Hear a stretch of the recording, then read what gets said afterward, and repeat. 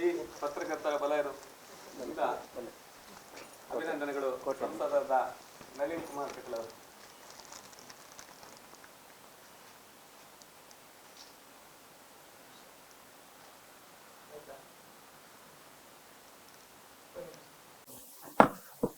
ವಿಜಯ ಕೋಟ್ಯಾನ್ ಅವರ ಮತ್ತು ಎಲ್ಲ ಸೇರಿರ್ತಕ್ಕಂಥ ಪತ್ರಕರ್ತರೆ,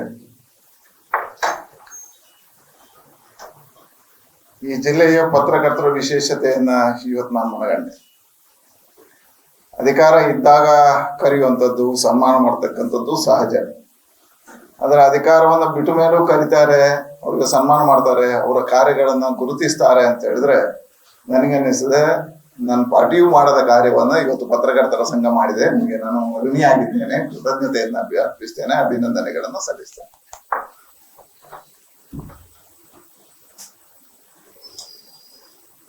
ವಿಶೇಷವಾಗಿ ನನಗೆ ನನ್ನ ಪಾರ್ಟಿ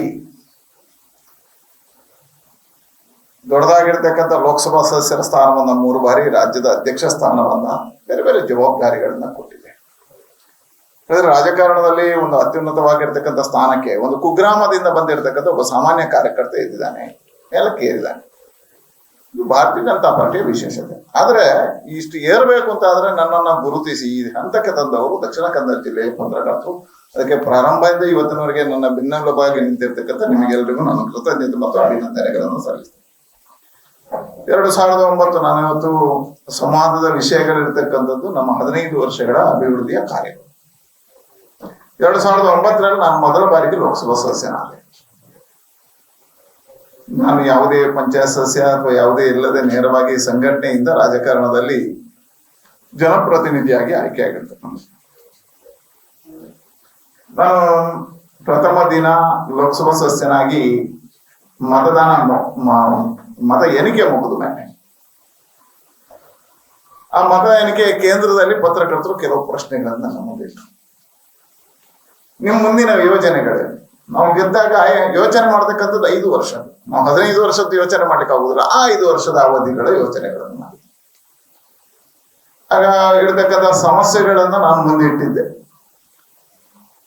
ಆ ಸಮಸ್ಯೆಗಳು ಯಾವುದು? ನಾನು ಆಗ ಹೇಳಿದ್ದೆ, ನನಗೆ ಮೊದಲ ಆದ್ಯತೆ ಶಿರಾಡಿ ಘಾಟ್. ಆಗ ದೊಡ್ಡದಾಗಿರ್ತಕ್ಕಂಥ ಸಮಸ್ಯೆ ಶಿರಾಡಿ ಘಾಟ್.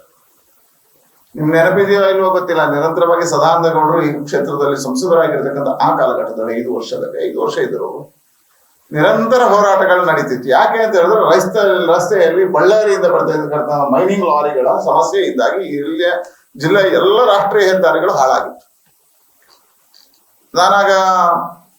ನಾನು ಹರೀಶ್ ಅವರು ಸಾಧಾರಣ ಒಂದೇ ಏರಿಯಾದವರು, ಒಂದೇ ಮನದವರು. ಯಾಕ ಮಂಗಳೂರಿಂದ ನಾನು ನಮ್ಮ ಈಗಿರ್ತಕ್ಕಂಥ ಕುಂಜಾಡಿಗೆ ಅಥವಾ ಮರ್ಕಂಜೆ ಹೋಗ್ಬೇಕು ಅಂತ ಆದ್ರೆ 2 ಗಂಟೆಯನ್ನು ತಲುಪಿದ್ದಿದೆ, 2.5 ಗಂಟೆ ಹೋಗ್ಬೋದು. ಹೇಳಿದ್ರೆ ಇಲ್ಲಿಯ ರಾಷ್ಟ್ರೀಯ ಹೆದ್ದಾರಿಯ ಸಮಸ್ಯೆಗಳು, ರಾಜ್ಯ ಹೆದ್ದಾರಿಯ ಸಮಸ್ಯೆಗಳು ಬಹಳ ಗಂಭೀರವಾಗಿತ್ತು ಒಂದು ಕಡೆಯಿಂದ. ಆಗ ಅಂತಾರಾಷ್ಟ್ರೀಯ ವಿಮಾನ ನಿಲ್ದಾಣ ಇರಲಿಲ್ಲ, ವಿಮಾನ ನಿಲ್ದಾಣ ಇತ್ತು. ನೀವು ಗಮನಿಸಿದ್ರೆ 2009ರವರೆಗೆ ವಿಮಾನ ನಿಲ್ದಾಣದಲ್ಲಿ, ಮಂಗಳೂರಿನ ವಿಮಾನ ನಿಲ್ದಾಣ ಹಳೆಯ ವಿಮಾನ ನಿಲ್ದಾಣ, ಹತ್ತಿರಲ್ಲಿ ಹೊಸ ವಿಮಾನ ನಿಲ್ದಾಣ ಉದ್ಘಾಟನೆ ಆಯ್ತು. ನಮ್ಮ ಸರ್ಕಾರ ಇತ್ತು, ಯಡಿಯೂರಪ್ಪ ಮುಖ್ಯಮಂತ್ರಿಗಳು. ಆಗ ಪ್ರಫುಲ್ ಪಟೇಲ್ ಅವರು ವಿಮಾನಯಾನ ಸಚಿವರಾಗಿದ್ದರು. ಆ ಕಾಲಘಟ್ಟದಲ್ಲಿ ಮಂಗಳೂರು ವಿಮಾನ ನಿಲ್ದಾಣ ಮಧ್ಯಾಹ್ನವರೆಗೆ ಇತ್ತು, ಪೂರ್ತಿ ರಾತ್ರಿವರೆಗೆ 24 ಗಂಟೆ ಕೆಲಸ ಇರಲಿಲ್ಲ. ರೈಲ್ವೆಯಲ್ಲಿ 16 ಸಮಸ್ಯೆಗಳಿದ್ವು. ಈ ಎಲ್ಲ ಸಮಸ್ಯೆಗಳನ್ನು ನಿಮ್ಮ ಮುಂದೆ ಇಟ್ಟಿದ್ದೆ. ಇದನ್ನು ಪರಿಹಾರ ಮಾಡತಕ್ಕಂಥ ಜವಾಬ್ದಾರಿಯಲ್ಲಿ ನಾನು ಯೋಚನೆಗಳನ್ನ ಮಾಡ್ತೇನೆ. ಇವತ್ತು ಬಹಳ ಖುಷಿ ಏನಿದೆ ಕೇಳಿದ್ರೆ, 2009ರಿಂದ 2014ರವರೆಗೆ ನಾನೊಂದು ವಿರೋಧ ಪಕ್ಷದ ಸಂಸದನಾಗಿದ್ದಾಗ UPA ಸರ್ಕಾರ ಇತ್ತು, ಮನಮೋಹನ್ ಸಿಂಗ್ರ ಕಾಲಘಟ್ಟಗಳಿತ್ತು. ಆವತ್ತಿನ 2014ರಿಂದ ಇವತ್ತಿನವರೆಗೆ ನರೇಂದ್ರ ಮೋದಿ ಸರ್ಕಾರ ಇದೆ. ಯೋಜನೆಗಳನ್ನು ಆಗಿಂದ ಇದು ಯಾರೋ ಒಬ್ರು ಮಾಡಿರ್ತಕ್ಕಂಥ ದಕ್ಷಿಣ ಕನ್ನಡ ಜಿಲ್ಲೆ ಹೇಳಿದ್ರು ವಿಜಯ ಕೋಟ್ಯಾನ್ ಅವರು. ಇವತ್ತು ನೀವು ಇಡೀ ದೇಶದಲ್ಲಿ ತಿರುಗಿದ್ರೆ ಒಂದು ಅತ್ಯುತ್ತಮವಾಗಿರ್ತಕ್ಕಂಥ ಅಭಿವೃದ್ಧಿಶೀಲ ಜಿಲ್ಲೆ ಯಾವುದು ಅಂತ ಹುಡುಕಿದ್ರೆ ಅದು ದಕ್ಷಿಣ ಕನ್ನಡ ಜಿಲ್ಲೆ ನಿಮಗೆ ಬರುತ್ತೆ. ಇದಕ್ಕೆ ಯಾರೋ ಒಬ್ರು ಸಂಸದರು, ಯಾವುದೋ ಒಂದು ಸರ್ಕಾರ ಕಾರಣೀಭೂತ ಅಲ್ಲ. ನಿರಂತರವಾಗಿರ್ತಕ್ಕಂಥ ಇಲ್ಲಿರ್ತಕ್ಕಂಥ ಎಲ್ಲ ಸಂಸದರುಗಳ ಪ್ರಯತ್ನದ ಫಲವಾಗಿದೆ ಅಂತ ನಾನು ಒಪ್ಕೊಳ್ತೆ. ನಾವು ಇವತ್ತಿಗೂ ಗುರುತಿಸ್ತಕ್ಕಂಥದ್ದು ಶ್ರೀನಿವಾಸ ಮಲ್ಯರ ಕಾಲವನ್ನು ಗುರುತಿಸ್ತೀವಿ. ಶ್ರೀನಿವಾಸ ಮಲ್ಯರ ಕಾಲಘಟ್ಟದಲ್ಲಿ ಇಲ್ಲಿರ್ತಕ್ಕಂಥ NITK ಆಗಿದೆ, ಏರ್ಪೋರ್ಟ್ ಆಗಿದೆ, ಪೋರ್ಟ್ ಆಗಿದೆ, ಕುದುರೆಮುಖ ಆಗಿದೆ, MCF ಆಗಿದೆ, ಹೀಗೆ ಹತ್ತಾರು ಯೋಜನೆಗಳು ಆ ಕಾಲದಲ್ಲಿ ಬಂದಿದ್ದಾವೆ. ಆದ್ರೆ ಆ ನಂತರ ಅದಕ್ಕೆ ವೇಗ ಕೊಡತಕ್ಕಂಥ ಕೆಲಸ ಕಾರ್ಯಗಳನ್ನು ಎಲ್ಲರೂ ಮಾಡಿದ್ದಾರೆ. ಇವತ್ತು 2014ರಿಂದ 2019ರವರೆಗೆ ಬಹು ವೇಗವನ್ನು ಪಡೆದಿದೆ ಅಭಿವೃದ್ಧಿ ಕಾರ್ಯದಲ್ಲಿ. ಅದರಲ್ಲಿ ವಿಶೇಷವಾಗಿ ನಾನು ಒಂದೊಂದೇ ಯೋಜನೆಗಳ ಬಗ್ಗೆ ಹೇಳ್ತೇನೆ. ಆಗ ಇಲ್ಲದ ಈಗ ಬಂದಿರುವ ಯೋಜನೆಗಳ ಮೊದಲಿಗೆ ಹೇಳ್ತಾನೆ, ಬಾಕಿ ಇರೋದಂದ್ರೆ ಮೂಲಭೂತ ಸೌಕರ್ಯಗಳ ಅಭಿವೃದ್ಧಿ ಹೇಳ್ತಾನೆ. ನಾನು ಬಂದಾಗ ಇಲ್ಲಿ ಪಾಸ್ಪೋರ್ಟ್ ಇರಲಿಲ್ಲ, ಪಾಸ್ಪೋರ್ಟ್ ಕಚೇರಿ 2009ರಲ್ಲಿ ಇರಲಿಲ್ಲ. ಆಗ ನಾವೆಲ್ಲ ಬೆಂಗಳೂರಿಗೆ ಹೋಗ್ಬಿಟ್ಟು, ಆಗ SM ಕೃಷ್ಣ ಅವರು ವಿದೇಶಾಂಗ ಸಚಿವರಾಗಿದ್ರು 2000. ಆಗ ನಾನು ಬೇಡಿಕೆ ಇಟ್ಟ ಕಾರಣಕ್ಕೋಸ್ಕರ ಮಂಗಳೂರಿಗೆ ಪಾಸ್ಪೋರ್ಟ್ನ ಸರ್ವಿಸ್ ಕಾರ್ಯಾಲಯ ಇಲ್ಲಿ ತೆಗೆಯುವಂತ ಕೆಲಸವನ್ನು SM ಕೃಷ್ಣ ಮಾಡಿದ್ರು. ಆ ಕಾರಣಕ್ಕೋಸ್ಕರ ಮೊದಲ ಬಾರಿಗೆ ಪಾಸ್ಪೋರ್ಟ್ ಕಚೇರಿ ಮಂಗಳೂರಲ್ಲಿ ಪ್ರಾರಂಭ ಆಯಿತು. 2009ರವರೆಗೆ ವಿಮಾನ ನಿಲ್ದಾಣ ಇತ್ತು. 2009ರಲ್ಲಿ 10ರಲ್ಲಿ ನಮ್ಮ ಹೊಸ ವಿಮಾನ ನಿಲ್ದಾಣ ಪ್ರಾರಂಭ ಆಯಿತು. ಆನಂತರ ಅದನ್ನು ಪೂರ್ಣವಾಗಿರ್ತಕ್ಕಂಥ ಅಭಿವೃದ್ಧಿ ಪಡಿಸ್ತಕ್ಕಂಥ ಕೆಲಸ ಕಾರ್ಯಗಳಾಯಿತು. ಇವತ್ತು ಅದು ಅಂತಾರಾಷ್ಟ್ರೀಯ ವಿಮಾನ ನಿಲ್ದಾಣವಾಗಿ ಪರಿವರ್ತನೆ ಆಗಿದೆ. ಇವತ್ತು ಸುಮಾರು 32 ವಿಮಾನಗಳು ಹಾರಾಟ ಮಾಡತಕ್ಕಂಥ ರಾಜ್ಯದ ಎರಡನೇ ದೊಡ್ಡ ವಿಮಾನ ನಿಲ್ದಾಣ ಮಂಗಳೂರು ಆಗಿದೆ. ಈಗಾಗಲೇ 5,000 ಕೋಟಿಯಲ್ಲಿ ಬೇರೆ ಬೇರೆ ಪ್ರಾಜೆಕ್ಟ್ಗಳಾಗಿದ್ದಾವೆ. ಇವತ್ತೇನೋ ಕಳೆದ ವರ್ಷದವರೆಗೆ ಏರ್ಪೋರ್ಟ್ ಅಥಾರಿಟಿ ಮಾಡ್ತಿತ್ತು, ಕಳೆದ ವರ್ಷದಿಂದ ಇವತ್ತು ಅದಾನಿಯವರು ಇನ್ನೂ 5,000 ಕೋಟಿ ಹಾಕಬೇಕು, ಕಾಮಗಾರಿಗಳನ್ನು ಮುಂದುವರಿಸ್ತಾರೆ.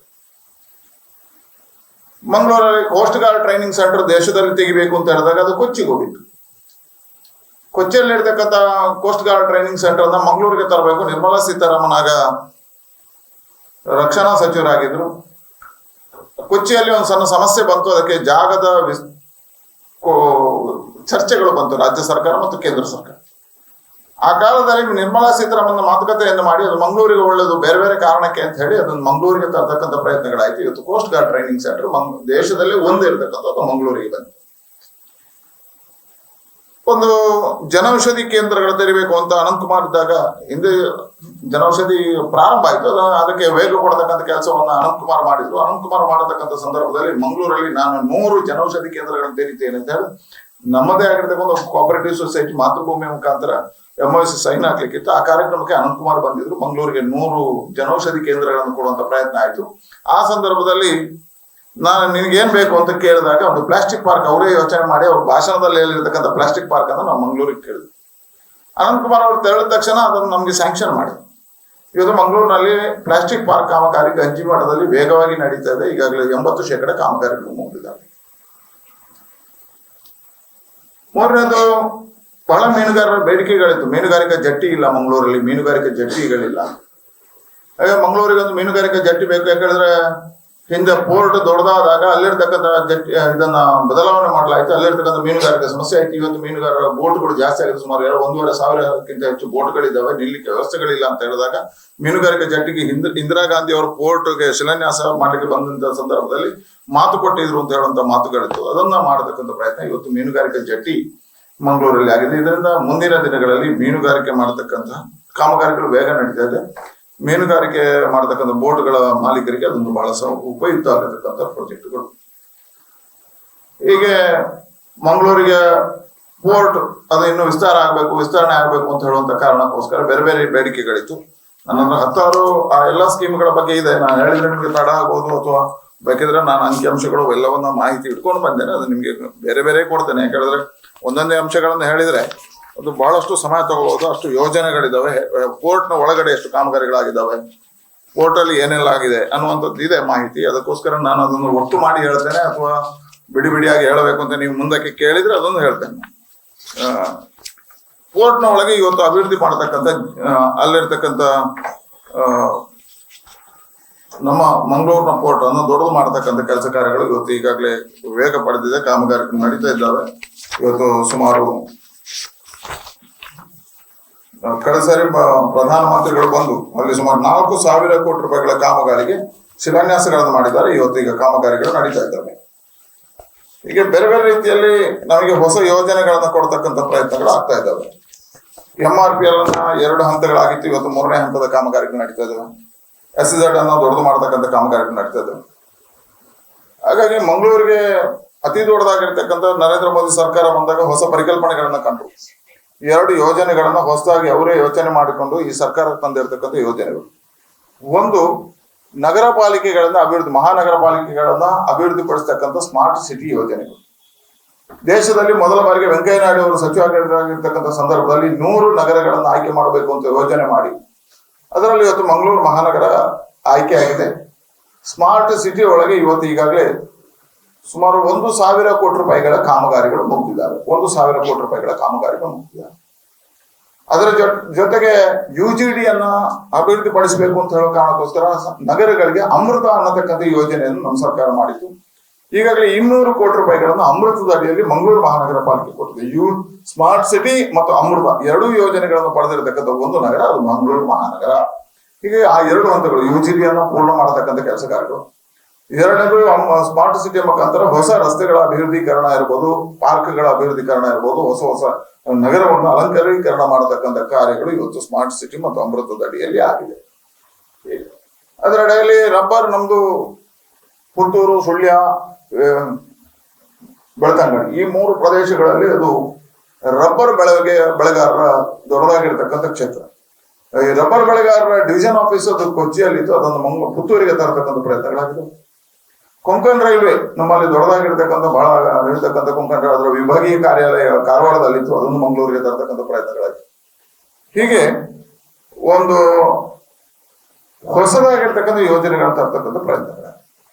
ಅದರ ಜೊತೆಗೆ ನಿರ್ಮಲಾ ಸೀತಾರಾಮನ್ ಅವರು ಅಟಲ್ ಟಿಂಕರಿಂಗ್ ಲ್ಯಾಬ್ ಅನ್ನತಕ್ಕಂಥ ಹೊಸ ಪರಿಕಲ್ಪನೆಗಳನ್ನು ಕಂಡ್ರು. ಅದು ನಿಮ್ಗೆ ಗೊತ್ತಿರಲಿ, ಮೊದಲ ಪ್ರಯೋಗ ನಡೆದದ್ದು ದಕ್ಷಿಣ ಕನ್ನಡ ಜಿಲ್ಲೆಯಲ್ಲಿ ಮಾತ್ರ 24 ಶಾಲೆಗಳಿಗೆ ಕೊಟ್ಟರು. ಇವತ್ತು ಉಡುಪಿ ಮತ್ತು ಉತ್ತರ ಕನ್ನಡ ಈ 3 ಜಿಲ್ಲೆಗಳಿಗೆ ವಿಸ್ತಾರ ಆಗಿದೆ. ಎರಡನೇದು ಇನ್ಕ್ಯುಬೇಷನ್ ಸೆಂಟರ್ ಒಂದು ಪ್ರಾರಂಭ ಮಾಡಿದ್ದೇವೆ. ನಿರ್ಮಲಾ ಸೀತಾರಾಮನ್ ಅವರ ಕೊಡುಗೆ ಇದೆ. ಇವತ್ತು ಅದರಲ್ಲಿ ತುಂಬಾ ಜನರಿಗೆ ಉದ್ಯಮಪತಿಗಳಾಗಿ ಬೆಳೆಯುವುದಕ್ಕೆ ಅವಕಾಶಗಳಾಗಿದ್ದಾವೆ. ಅದರ ಜೊತೆ ನಾನು ಮೂಲಭೂತ ಸೌಕರ್ಯಗಳದ್ದು ಆಗ್ಲೇ ಹೇಳಿದ ಹಾಗೆ ದೊಡ್ಡದಾಗಿರ್ತಕ್ಕಂಥ ಸಮಸ್ಯೆ ನಮಗೆ ರಾಷ್ಟ್ರೀಯ ಹೆದ್ದಾರಿಗಳಲ್ಲಿ. ಪ್ರಾರಂಭದಲ್ಲಿ 2012ರಲ್ಲಿ ತಲಪಾಡಿಯಿಂದ ಹೆಜಮಾಡಿವರೆಗಿನ ಕಾಮಗಾರಿಗಳು ಪ್ರಾರಂಭ ಆಯಿತು, ಸ್ಯಾಂಕ್ಷನ್ ಆಯಿತು. ಅದು UPA ಸರ್ಕಾರ. ಅದನ್ನ ನವಯುಗನವರು BOT ಯಲ್ಲಿ ತಗೊಂಡ್ರು, ಬಿಲ್ಡ್ ಆಪರೇಟ್ ಟ್ರಾನ್ಸ್ಫರ್ ಅಂತ ಹೇಳಿ BOT ಯಲ್ಲಿ ತಗೊಂಡ್ರು. ಆ ಕಾಮಗಾರಿ ಇವತ್ತು ಚತುಷ್ಪಥ ರಸ್ತೆಗಳ ಕಾಮಗಾರಿ ಪೂರ್ತಿಯಾಗಿದೆ. ತಲಪಾಡಿಯಿಂದ ಹೆಜಮಾಡಿವರೆಗೆ ನಮ್ಮ ಪ್ರದೇಶದಲ್ಲಿರ್ತಕ್ಕಂಥದ್ದು, ಹೆಜಮಾಡಿಯಿಂದ ಮುಂದಕ್ಕೆ ಅದು ಉಡುಪಿ ಜಿಲ್ಲೆ ಬರ್ತದೆ. ಇವತ್ತು ಗೋವಾದವರೆಗೆ ವಿಸ್ತಾರ ಆಗತಕ್ಕಂಥ ಕೆಲಸ ಕಾರ್ಯಗಳು ನಡೀತದೆ. 2 ಟೆಂಡರ್ಗಳ ಹಂತದ ಕಾಮಗಾರಿ ನಡೀತದೆ. ಪೂರ್ತಿಯಾಗಿ ನವಯುಗ ಕಂಪನಿಯವರು ಮಾಡಿದ್ದಾರೆ. ಅದರಲ್ಲಿ ದೊಡ್ಡದಾಗಿರ್ತಕ್ಕಂಥ 2 ಸೇತುವೆಗಳು, ಪಾವಂಜೆ ಮತ್ತು ವಿಶೇಷವಾಗಿ ಉಳ್ಳಾಲ, ಈ 2 ಸೇತುವೆಗಳು ಅದರ ಮಧ್ಯೆ ನಡೆದಿತ್ತು. ಇವತ್ತು ಆ ಕಾಮಗಾರಿ ಪೂರ್ತಿಯಾಗಿದೆ.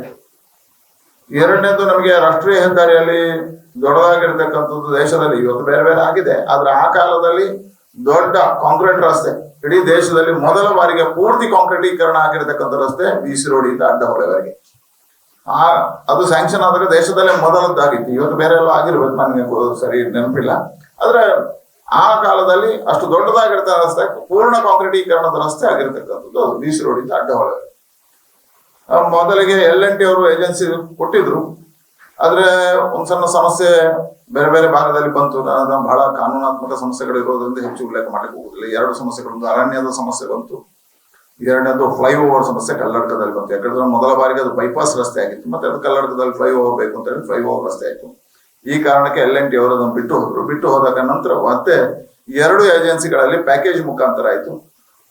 ಒಂದು KNR ಅನ್ನತಕ್ಕಂಥ ಸಂಸ್ಥೆ ನೆಲ್ಯಾಡಿವರೆಗೆ, ನೆಲ್ಯಾಡಿಯಿಂದ ಅಡ್ಡಹೊಳೆವರೆಗೆ ವಾತಾಡ ಅನ್ನತಕ್ಕಂಥ ಸಂಸ್ಥೆ, 2 ಏಜೆನ್ಸಿ ಮುಖಾಂತರ ಕಾಮಗಾರಿಗಳು ಇವತ್ತು ಸುಮಾರು 60% ಕಾಮಗಾರಿಗಳು ಮುಕ್ತಾಯದ ಹಂತದಲ್ಲಿದೆ. ಅತಿ ದೊಡ್ಡದಾಗಿರ್ತಕ್ಕಂಥ ಫ್ಲೈಓವರ್ ಕಲ್ಲಡ್ಕದಲ್ಲಿದೆ, 1 ಕಿಲೋಮೀಟರ್ ವಿಸ್ತಾರ ಕಾಮಗಾರಿ ನಡೀತಾ ಇದೆ, ಚೆನ್ನಾಗಿ ನಡೀತಾ ಇದೆ, ವಿಸ್ತರಣೆ ಆಗಿದೆ. 3ನೇ ರಾಷ್ಟ್ರೀಯ ಹೆದ್ದಾರಿಯ ಕಾಮಗಾರಿ ಬಿಕರ್ನಕಟ್ಟೆಯಿಂದ ಸಾಣೂರುವರೆಗಿನ ಕಾಮಗಾರಿಗಳು ಇವತ್ತು ನಡೀತಾ ಇದೆ. ದಿಲೀಪ್ ಬಿಲ್ಡ್ಕಾನ್ ಅನ್ನತಕ್ಕಂಥ ಸಂಸ್ಥೆ ಕಾಮಗಾರಿಗಳನ್ನ ಮಾಡ್ತಾ ಇದೆ. ಅದು ಇವತ್ತು ಕಾಮಗಾರಿಗಳು ಬಹಳ ವೇಗವಾಗಿ ನಡೀತಾ ಇದ್ದಾವೆ.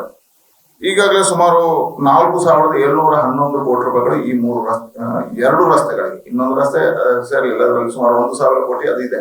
ಯಾವುದು ತಲಪಾಡಿಯಿಂದ ಹೆಜಮಾಡಿವರೆಗೆ. ಬಾಕುಳದ 2 ಕಾಮಗಾರಿಗೆ ಸುಮಾರು 4,711 ಕೋಟಿ ರೂಪಾಯಿಗಳ ವೆಚ್ಚ ಖರ್ಚಾಗಿದೆ. ಇವತ್ತು ಆ 3 ರಸ್ತೆಗಳು ಇನ್ನು ಸುಮಾರು ದಶಂಬರದ ಒಳಗೆ 2025 ಮೇ ಒಳಗೆ ಪೂರ್ತಿ ಆಗುತ್ತೆ. ನಮ್ದು ಅಡ್ಡಹೊಳೆವರೆಗಿನ ರಸ್ತೆ. ಇದು ದಶಂಬಳದ ಒಳಗೆ ಬಿಕರ್ನಕಟ್ಟೆ ಸಾಣೂರು ರಸ್ತೆಯನ್ನು ಮುಗಿಸಬೇಕು ಅಂತಿದ್ದಾರೆ. ಮಳೆಗಾಲದ ಕಾರಣಕ್ಕೆ ಸ್ವಲ್ಪ ಮುಂದೆ ಹೋಗ್ಬೋದು. ಈ 3 ರಸ್ತೆಗಳು ಪ್ರಮುಖವಾಗಿರ್ತಕ್ಕಂಥ ರಸ್ತೆಗಳು. ಇನ್ನು ಬೇಡಿಕೆ ಇರತಕ್ಕಂಥ ರಸ್ತೆ BC ರೋಡಿಂದ ಚಾರ್ಮಾಡಿವರೆಗಿನ ರಸ್ತೆ. ಇವತ್ತು BC ರೋಡಿಂದ ಪುಂಜಾಲಕಟ್ಟೆವರೆಗಿನ ರಸ್ತೆ ಪೂರ್ತಿಯಾಗಿದೆ. ಪುಂಜಾಲಕಟ್ಟೆಯಿಂದ ಇವತ್ತು ಚಾರ್ಮಾಡಿವರೆಗಿನ ಕಾಮಗಾರಿಗಳು ಇವತ್ತು ನಡೀತಾ ಇದ್ದಾವೆ. ಇವತ್ತು ಆ ಕಾಮಗಾರಿಯು ವೇಗವನ್ನು ಪಡ್ಕೊಂಡಿದೆ. ಇನ್ನೊಂದು ಇರತಕ್ಕಂಥದ್ದು ಮೈಸೂರಿಂದ ಮೈಸೂರಿಂದ ಮಡಿಕೇರಿವರೆಗಿನ ಕಾಮಗಾರಿಗಳು ಈಗ ಕೆಲಸ ಕಾರ್ಯಗಳು ನಡೀತಾ ಇದ್ದಾವೆ. ಅಲ್ಲಿಂದ ಮುಂದಿನ ಕಾಮಗಾರಿ ಮಾನಿಯಿಂದ ಮೈಸೂರುವರೆಗಿದ್ದು ಈಗಾಗಲೇ DPR ಆಗಿದೆ. DPR ಹಂತಗಳು ಮುಗಿದು ಸ್ಯಾಂಕ್ಷನ್ ಹಂತಕ್ಕೆ ಬಂದಿದೆ. ಈ ವರ್ಷ ಆ ಕಾರ್ಯವು ನಡೀತದೆ. ಇದರ ಮಧ್ಯೆ ಬಹಳ ಬೇಡಿಕೆ ಇರತಕ್ಕಂಥ 2, ಒಂದು ನಂತೂರು ಫ್ಲೈಓವರ್, ಇನ್ನೊಂದು KPT ಫ್ಲೈಓವರ್. ಸುಮಾರು 363 ಕೋಟಿ ರೂಪಾಯಿಗಳಲ್ಲಿ ನಂತೂರಿನ ಕಾಮಗಾರಿ ಟೆಂಡರ್ ಆಗಿದೆ.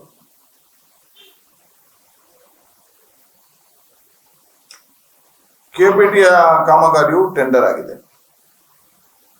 ಅದರ KPTಯಲ್ಲಿ ಈಗಾಗಲೇ ಒಂದು ಸ್ವಲ್ಪ ಮರ ಕಡಿದಾಗ ಆಗಿರುವ ಸಮಸ್ಯೆಗಳು, KPT ಅವರ ಸಮಸ್ಯೆಗಳು ಮತ್ತು ಮಂಗಳೂರು ನಗರ ಪಾಲಿಕೆ ಒಂದು ಸ್ವಲ್ಪ ಡಿಸೈನ್ ಚೇಂಜ್ ಆಗಬೇಕು ಅನ್ನೋ ಚರ್ಚೆಯಲ್ಲಿ ಕಾಮಗಾರಿಗಳಿಗೆ ನಿಂತಿದೆ ತಾತ್ಕಾಲಿಕ. ಆದ್ರೆ ಇನ್ನೊಂದು 2 ತಿಂಗಳಲ್ಲಿ ಶುರು ಮಾಡ್ತೀವಿ ಅಂತ ರಾಷ್ಟ್ರೀಯ ಹೆದ್ದಾರಿ ಅವರು ಶುರು ಮಾಡ್ಲಿಕ್ಕೆ ತಯಾರಿ ಮಾಡ್ಕೊಂಡಿದ್ದಾರೆ.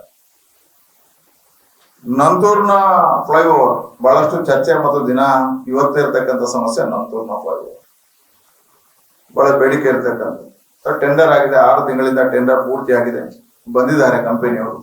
ಆದ್ರೆ ಅಲ್ಲಿ ಒಂದು ಸ್ವಲ್ಪ ಲ್ಯಾಂಡ್ ಎಕ್ವಿಷನ್ ಸಮಸ್ಯೆ ಇದೆ, ಕೋರ್ಟ್ ಅಲ್ಲಿ ಇದೆ. ಈಗ ಕ್ಲಿಯರ್ ಆಗಿದೆ. ಈಗಾಗಲೇ ಅವರಿಗೆ ನೋಟಿಸ್ ಮಾಡಿದೆ, ಇನ್ನೊಂದು ವಾರದಲ್ಲಿ ನಿಮ್ ಜಾಗ ಬಿಟ್ಟುಕೊಡ್ಬೇಕು. ಮೊನ್ನೆ ಹೋಗಿದ್ದಾರೆ ಅಧಿಕಾರಿಗಳು. ಅದರ ಮತ್ತೆ ಅವ್ರು ರಿಕ್ವೆಸ್ಟ್ ಮಾಡಿದ್ರು, ಒಂದು ಸ್ವಲ್ಪ ನಮಗೆ ಮನೆ ಶಿಫ್ಟ್ ಮಾಡ್ಲಿಕ್ಕೆ ಟೈಮ್ ಕೊಡಿ. ಒಬ್ರು ಹೋಟೆಲ್ ಹೋಗಿದ್ದಾರೆ, ಈ ವಾರ ಅವರು ಶಿಫ್ಟ್ ಮಾಡ್ತಾರೆ. ಶಿಫ್ಟ್ ಮಾಡಿದ ಕೂಡಲೇ ನಂತೂರಿನ ಕಾಮಗಾರಿಗಳು ಪ್ರಾರಂಭ ಆಗ್ತದೆ. ಸುಮಾರು ನಮ್ಮ ಜಿಲ್ಲೆಗೆ ಅದನ್ನು ಈಗ ವಿವರಿಸಲಿಕ್ಕೆ ಹೋದ್ರೆ ತುಂಬಾ ತಡ ಆಗ್ಬೋದು ಅಂತ ಹೇಳೋ ಕಾರಣಕ್ಕೋಸ್ಕರ ರಾಷ್ಟ್ರೀಯ ಹೆದ್ದಾರಿಯಲ್ಲಿ ಸುಮಾರು 17,000 ಕೋಟಿ ರೂಪಾಯಿಗಳು ನಮ್ಮಲ್ಲಿ ಬಂದಿದ್ದಾವೆ.